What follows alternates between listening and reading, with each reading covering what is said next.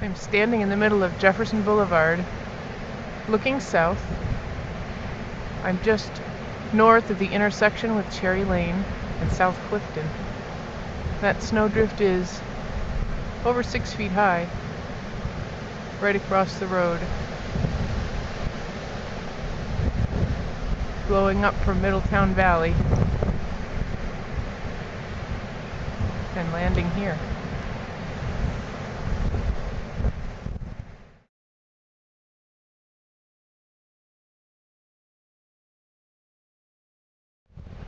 I'm standing on the edge of Cherry Lane,